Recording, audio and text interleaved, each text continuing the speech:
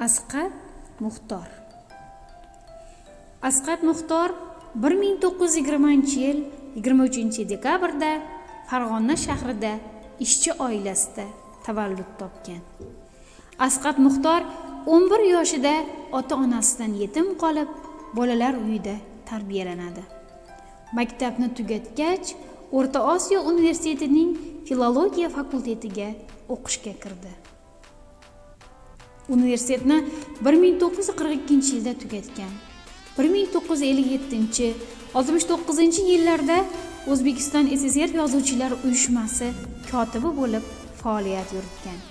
Asqat Muxtor Sharq yulduzi, Guliston jurnallarida ishlagan. Andijon pedagogika institutida kafedra mudiri, Yosh Leninchi, Qizil O'zbekiston gazetalarida mas'ul kotib, bo'lim mudiri, O'zbekiston Yozuvchilar uyushmasi boshqaruvi kotibi, uyushma boshqaruvi raisining o'rinbosari, Sharq yulduzi, Guliston jurnallari, O'zbekiston adabiyot va san'ati gazetasi bosh muharriri lavozimlarida faoliyat olib borgan. Po'lat quyuvchi, hamshaharlarim, rahmat mehribonlarim, chin yurakdan 99 miniatyura, karvon qo'ng'irog'i, she'rlar, quyosh belanchagi, sizga aytar so'zim singari she'riy kitoblar yozdi. O'zbek she'riyatiga chuqur tafakkur va murakkab tuyg'ular tasvirini olib kirdi.